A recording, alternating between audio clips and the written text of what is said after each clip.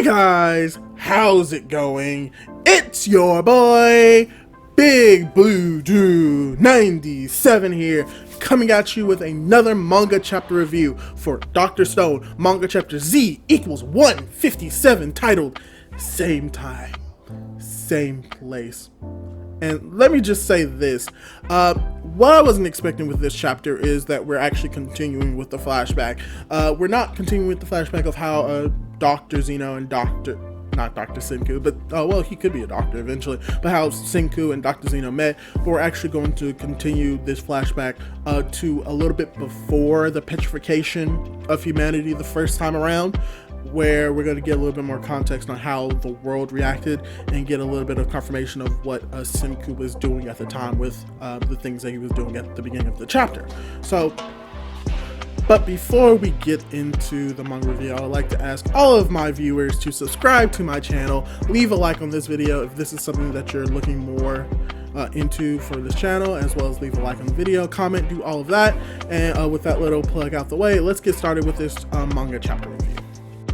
So to start off this chapter, we get the title, which of The Night Before Humanity Turned to Stone, where we get to see Dr. Zeno and his peer talking about the incident where a bunch of swallows just turned to stone, and this doctor who's very old and decrepit is like, "Oh, Dr. Zeno, I heard that you were able to figure out that basically using Twitter, which I'm not that into that technology, that's your generation stuff, but like, you understood that the entire swallow population was turned to stone by looking on Twitter and looking at the pictures of these swallows from different areas of the world. Oh man, that was a really good idea." And Dr. Zeno's like, "Oh no, I didn't do that.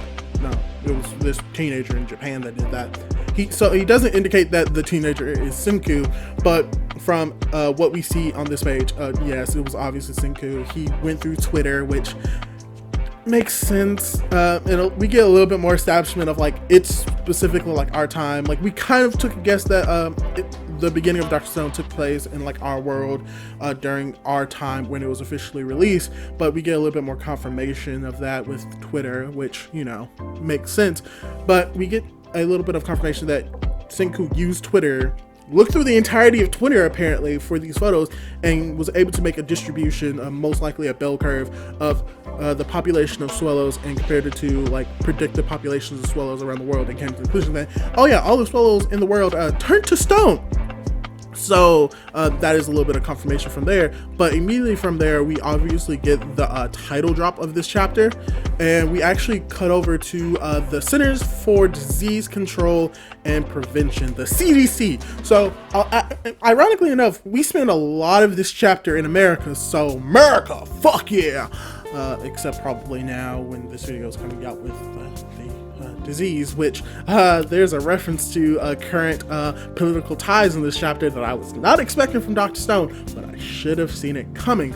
But with that, we actually get a better understanding of what America's doctors were doing at the time. So we cut over to the CDC, where we see all of these doctors apparently performing experiments on the swallow to determine what the heck happened to it, why is it made of stone, what this stone is, and they come to different conclusions. A lot of conclusions that we as the readers know, as well as information that Senku knows as well in the story, and a little bit of information that could have been implied or something that we just didn't know or really didn't think about. So when it comes to the conclusions that they made, the ones that we know for a fact are stone is harder on the outside of the swallow, and it gets shallower, it gets less harder inside the swallow. That's some information that we know. They also learned that when they reacted like all of these chemicals to it, because apparently they used all the chemicals that they know of on this swallow, and the only thing that really reacted to it was nitric acid, and apparently it performed an ion discharge, which from my understanding of what it does, it basically formed a reaction, and it makes sense because we know for a fact that the stone formula that Senku made has nitric acid and alcohol in it. So potentially what happened is that they tried nitric acid, or they tried all of these different chemicals on it separately, but they didn't decide to combine them together because this is something that just came out of nowhere, so they probably wouldn't have had time to actually experiment with like, oh, if I put nitric acid with alcohol with this, then it makes this combination or X and Y, blah, blah, blah, blah, blah, they probably wouldn't have had time to do that, especially since, this is the night before the petrification, so they would have had no time to do it. And one other thing that they realized that the stone is hydrophobic, which means that it repels water, which makes sense in the context of like what we know from the modern Dr. Stone, because we see that these stones are underwater and how like the water doesn't seem to affect them. And this kind of ties into something else that they learned, is that even though we know for a fact that this stone is like brittle and that it can break like normal like stone, it is actually like unable to become more brittle. Basically, it means that whatever this stone substance is made of, that it will remain intact as it is and it will not become brittler.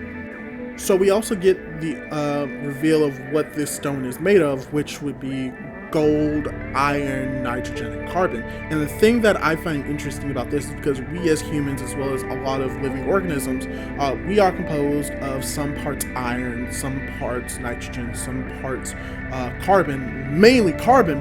But the one thing that is interesting about this is that the stone is made of gold. Now, it could potentially be that swallows are just all made of gold, all have gold inside them, so that's the reason why.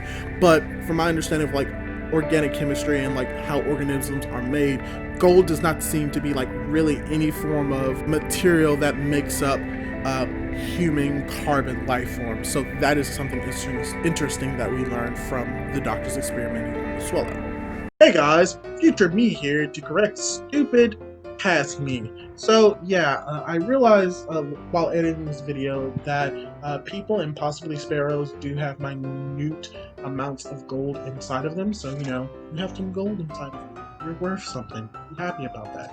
But yeah, I was wrong on that aspect. But the point that I wanted to make is that it's weird that they do the experiments and they find out that the stone is primarily made out of iron with minute aspects of gold as well as carbon and nitrogen, and that's will be especially when it comes to the carbon and nitrogen, because our bodies are primarily made of carbon with a larger chunk of nitrogen in comparison to the gold and possibly iron, since we have iron in our blood. So I thought that it was weird, and the possibility for why carbon and nitrogen are probably in more minute quantities is because the carbon during the petrification was transformed somehow into iron, which is why they found a large chunk of iron when they did the carbon and nitrogen. That's just something that I want to bring up as well as to correct myself. Now, back to the video. And then cutting over from the doctors doing their experimentation, we get Senku doing his own form of experimentation, as well as we get this nice image of the moon right next to the earth. It looks very beautiful, and it's kind of like also horrifying, because from our understanding of the story as we know it now, the petrification started in Africa, but apparently came from the moon, meaning that this image is like, oh, it's so beautiful, but we already know like the horrors that's going to happen.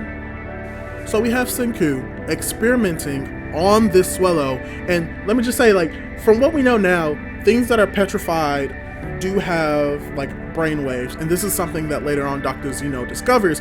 But we get Senku experimenting with the swallow. He comes to a similar conclusion that, okay, this material is dense as stone and it sinks in the water, but it doesn't completely sink, which he finds weird, and he plans on doing like an experiment to like try to find out what this stone is made of. And we get the reveal of like what the gasoline at the beginning of the story was used for. The gasoline at the beginning that Taiju thought was a love formula, and he was like, oh no, there's no such thing, it's gasoline, if you had drank that you would have died. It was actually made of not just bottle caps, but part of the swallow wing, which is revealed that the reason why that is the case is that so Senku can do a nuclear magnetic resonance test, which, to sum up the science of it, it basically would allow for Senku to understand what the stone is made of and its different properties. So that is what Senku was doing, and from there we cut back over to America, where we have a group of individuals coming together. So we actually cut over to the forest where DARPA, or the Defense Advanced Research Projects Agency, where they have gathered all of these high intelligent individuals into the forest basically to discover a way to fight against the petrification of the swallows, because Dr. Zeno, as well as a few individuals, as well as we see Stanley there, who is confirmed to be a part of like a special like military unit, questions why are we all gathered here, where Dr. Zeno reveals this stone swallow and implies that this is possibly a terrorist attack or an attack from a foreign power, where it is revealed to not just the individuals there that Dr. Zeno has done research on this bird and using glass wheels soaked in nitric acid as a terminal. And before really Dr. Zeno can really explain what he's doing, Stanley's like, can you get to the point? And Dr. Zeno explains that some of these swallows who are in the stone are exhibiting brain activities, implying that the petrification of these birds still allows them to live on. And Stanley chimes in with the idea, so if we keep thinking, then we could possibly survive then, which makes sense because that is how Senku was able to survive, as well as Taiju, because they had like a one thing that they were thinking about over the entire years. Taiju was thinking about confessing to his love, while Senku was counting to keep track of time. And from here, we also get that Luna, as well as her two cronies, are there as well, trying to propose to her. And she's like, oh man, this is so weird. Hey, what is that light over there? So we get the image of the petrification. So this is the moment where the petrification is beginning and it's spreading across the entire world. And at this point, everyone is shocked. Everyone is going into hiding. Stanley is telling everyone to hide as he is pushing down Dr. Zeno to the ground to try to protect him, which makes sense because he's a sniper. He's a military guard, so we will try to protect like one of the most well-known scientists. And he tells everyone to basically like, all right, make sure like your minds don't fade. Just keep thinking. And while this is all happening, you have Carlos and the other guy trying to protect Luna, and Carlos has this little ring in his hand that he swallows. And in the few panels beforehand, we see that that ring was a present to Luna, and it was made of platinum. So that means that at this moment in the present storyline, Carlos or Luna has in possession of a platinum ring, which, as we know in the story, helps create nitric acid to create the formula to depetrify the humans. So this is showing that like if something is going to happen in the present with that ring, this kind of like brings context to why it's there. So from there, they protect Luna. The entire world gets petrified. We have individuals that are struggling to keep consciousness, and weirdly enough, we see the image of our president of the United States, Donald Trump, in this chapter, petrified. And I'm like, manga is supposed to be like an escape from the real world. But then when you base a comic or a manga on the real world, you have to add like present like storylines to it, present events. So it's weird that we are seeing Donald Trump in manga as the president of the United States. It just blows my mind. It's crazy. But yeah, so from here, the entire world is petrified. All of humanity is petrified in stone. And we actually get an image of a light shining from the moon, confirming that even though, yes, it originated in Africa, it actually came from the moon, meaning like, yeah, there's a reason why they should go to the moon. But we get the characters who were there, the main characters, you know, Stanley, Luna, Carlos, how they're all thinking to make sure that they're able to keep themselves alive.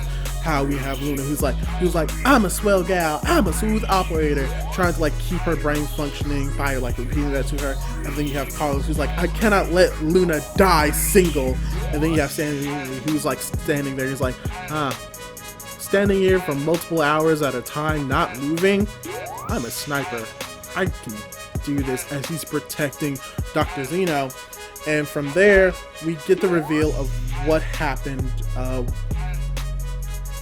during the time period that Dr. Zeno was asleep.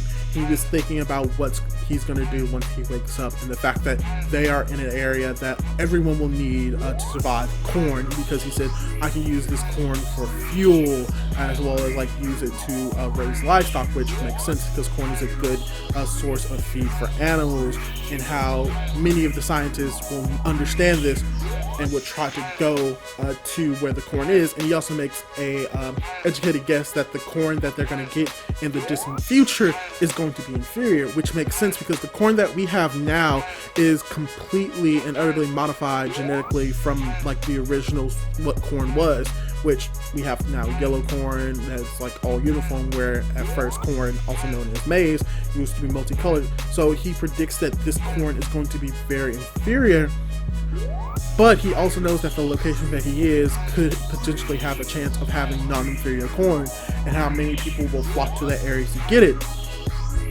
So it's kind of implying that the reason why he chose this area to have this conference is so that in the future potentially he could revolutionize the world once again and have a monopoly on this corn. From here, we get the final panels of this chapter, as well as the final pages of this chapter as well, where we get the reveal that Dr. Zeno and Senku woke up at the exact same time. Meaning that when Senku broke out of his shell, Dr. Zeno did as well, and from there, the rest is history. And let me just say this, here's where the name of the chapter comes from, because it says that this is the millennia later. These two scientists would meet at the same time, at the same place. Meaning that because they woke up at the same time, they were destined to meet and confront each other in this new stone age. So yeah, thought this was a really good chapter of Dr. Stone. I was honestly shocked that we were going to get the continuation of this foreshadowing. Not foreshadowing. We were going to get the continuation of this backstory. I thought it would have ended immediately with Dr. Stone. Not Dr. Stone. It would have ended immediately with Senku meeting Dr. Zeno, and I thought we would cut back up to the present. But knowing what this chapter is now, I think now is probably the best time to cut back up to the present, because we get the backstory of like them waking up at the same time, them going to meet. So either we're going to go back to the present in the next chapter, or following this logic, we could potentially have one more flashback focusing solely on Dr. Zeno, as well as these other characters coming to fruition in the same vein of how we've been following Senku and how he woke up, how he was able to rally up people. So relatively speaking, we may have like a few chapters just following Dr. Zeno and his struggles in the stone world, and how he came into power in the same vein as Senku, as they seem to be parallel to each other. So overall, I really enjoyed this chapter. I enjoyed pretty much like the confirmation of a lot of ideas that were expressed earlier in the series about like what the stone petrification is.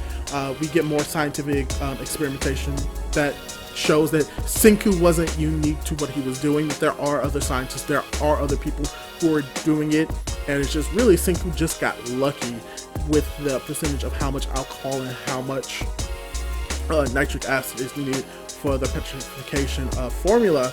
And this just shows that even though Dr. Zeno may be able to figure it out himself, that he still would need that platinum ring, which I also enjoy the fact that they're setting up for what's going to be happening later on in the story by using that platinum ring that Carlos has when he was giving it to Luna.